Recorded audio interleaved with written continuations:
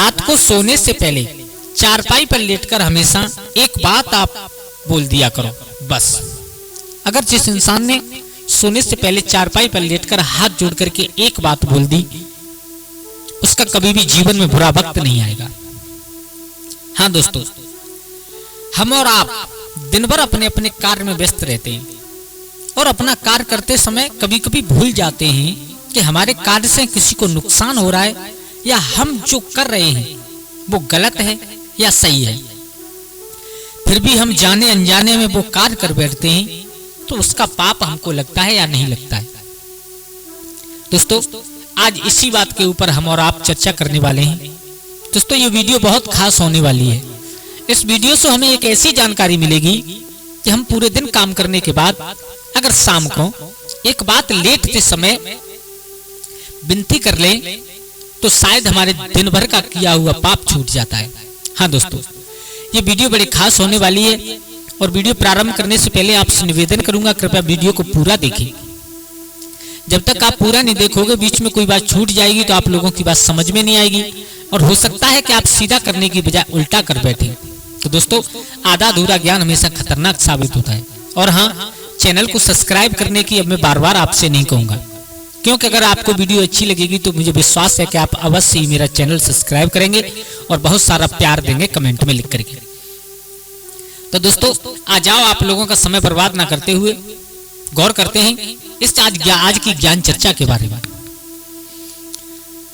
दोस्तों, जो सज्जन पुरुष हुआ करते हैं, जो ईमानदार लोग हुआ करते हैं, वो अपना कार्य, देखो कार्य तो सब करते हैं, अपना अपना कर्म, जो भी जिसका जो कार्य कर्तव्य है वो अपना अपना करते हैं।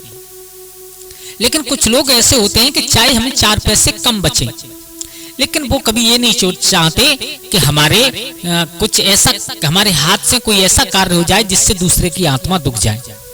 और दोस्तों, इस बात को आप जानते हो कि दूसरों को परेशानी देना, दूसरों को संकट देना, इससे बड़ा कोई पाप नहीं होता संसार में। पर हित सरस धर्म ने भाई, पर पीड़ा सम नाय तुम्हारी।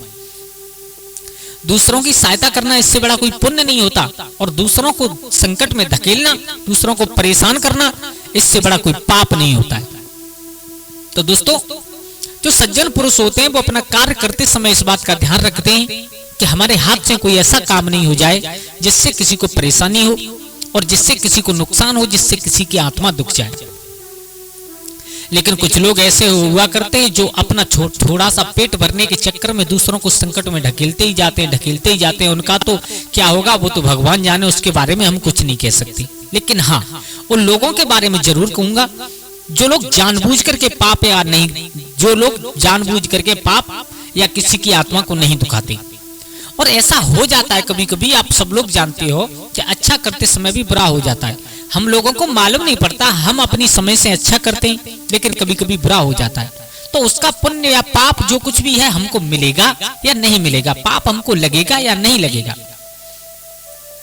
तो दोस्तों, इस जिंदगी में, इस आज के व्यस्त दुनिया में, इस व्यस्त समय में कोई इंसान ऐसा नहीं होगा जो अपना पेट भरने के लिए कार्य ना करे, और करना भी चाहिए।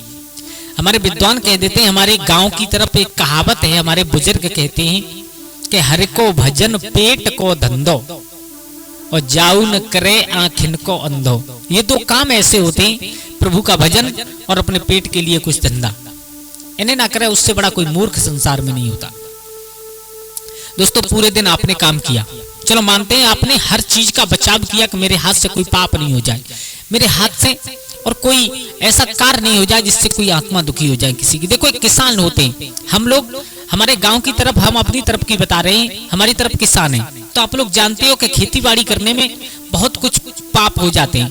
देखो, जब हल चलाते हैं तो खेत में बहुत सारे जीव जंतु मर जाते हैं। किसान के हाथ से दिन में बहुत सारे पाप होते हैं किसान के हाथ से, लेकिन क्या करें, मजबूरी कुछ ऐसी है कि अगर किसान अपना काम नहीं करेगा तो फिर खाने के लिए अनाज कहां से आएगा। तो उसके लिए हमारी तरफ गांव में किसानों का एक नियम है, वो नियम मैं आप लोगों को बता रहा हूं। आप चाहे कोई भी बिजनेस करते हो, चाहे कोई भी धंधा करते हो, पूरे दिन अपना काम करो, जो कुछ भी करना है, क्योंकि आज की दुनिया में भगवान का भजन करने से भी पेट नहीं भरता, पेट भरता है तो कार्य करने से भरता है। लेकिन इसका मतलब ये नहीं कि भगवान को भूल जाए, बिल्कुल ना भूलो। पूरे दिन आप काम करो, काम करने के बाद जब संध्या के समय सब कार्य से फ्री होकर के, खान पान से निवृत्त होकर के चारपाई पर सोने के लिए जाओ तो चारपाई पर सोने से पहले सिर्फ 1 मिनट, ज्यादा नहीं। अगर आपके पास टाइम है तो ज्यादा देर करो, उसमें कोई परेशानी नहीं, लेकिन लेटते समय हाथ जोड़ करके केवल एक बात कह दी, प्रभु हे दीनों के दयाल, आज के दिन में अगर इस तुम्हारे दास से जाने अनजाने में, वैसे मैंने जानबूझ करके कोई गलती नहीं की, अगर जाने अनजाने में इस तुम्हारे दास से कोई गलती हो गई हो तो प्रभु क्षमा कर देना, क्योंकि मैं इस बात को अच्छी तरह जानता हूं कि बुरा करने से हमेशा बुरा फल मिलता है, लेकिन मैंने जानबूझ करके किसी का बुरा नहीं किया। अगर फिर भी कोई कार्य ऐसा हो गया हो जिससे दूसरे को ठेस पहुंची हो, या मुझे पाप लगा हो, या किसी की आत्मा दुखी हो, या मैंने कोई जानबूझकर गलत किया हो, तो प्रभु मुझे माफ कर देना। दोस्तों, इस बात को आप जानते हो कि जब आप अपना कर्तव्य प्रभु के ऊपर डाल दोगे तो भगवान तुम्हारी तरफ जरूर सोचेंगे। आपके ऊपर कभी भी संकट नहीं आ सकता, उस चीज का आपको पाप नहीं लगेगा। मैं ऐसा नहीं कह रहा हूं कि आप जानबूझ करके दिन रात पाप करो, मारो काटो, किसी को सताओ, बेईमानी करो, झूठ बोलो और फिर शाम को लेट करके प्रार्थना करो, उससे कुछ नहीं होता। क्योंकि हमारे विद्वान कहते हैं कि कर कुकर्म चाहो कल्याणा, करे कुकर्म चाहो कल्याणा और ऐसे राम खिलौना जाना। अगर आप जानबूझ करके पाप करते हो फिर उसकी क्षमा मांगते हो तो उसकी आपको और माफी नहीं मिलती, लेकिन अनजाने में अगर कोई गलती हो जाए, अनजाने में अगर कोई गलती हो जाए तो उसको भगवान भी माफ कर देते हैं। तो केवल और सिर्फ आप लोगों को एक बात कहनी है, प्रभु आज से पहले, आज के दिन में अगर हमसे जाने अनजाने में जो कुछ भी गलती हो गई हो, मैंने अच्छा किया या बुरा किया, आपको समर्पित है। जैसा आपने मेरी बुद्धि दी वैसा मैंने किया, अगर उसमें कोई भूल हो गई हो, कोई गलती हो गई हो तो प्रभु मुझे क्षमा कर देना। बस इतना कहो, सो जाओ। दोस्तों, कभी भी आपके ऊपर संकट नहीं आ सकता, कभी भी आपका बुरा वक्त नहीं आ सकता, क्योंकि भगवान कभी अपने हाथ से किसी को मारते नहीं, सब अपने आप मर जाते उल्टे सीधे कर्म करने के बाद। तो दोस्तों, आशा करता हूं आज की वीडियो आप लोगों को पसंद आई होगी। अगर पसंद आई हो तो प्लीज, अब आप समझ जाओ मैं क्या कहना चाह रहा हूं। अगर अच्छी लगी हो वीडियो तो चैनल को सब्सक्राइब कर दें, और आपका बहुत बहुत धन्यवाद जो आप लोगों ने वीडियो को पूरा देखा। आज के लिए इतना ही, कल फिर मिलते हैं किसी एक नई कहानी, एक नई चर्चा के साथ। तब तक के लिए सभी लोग आनंदित रहें, खुश रहें। जय श्री राधे, जय श्री राम।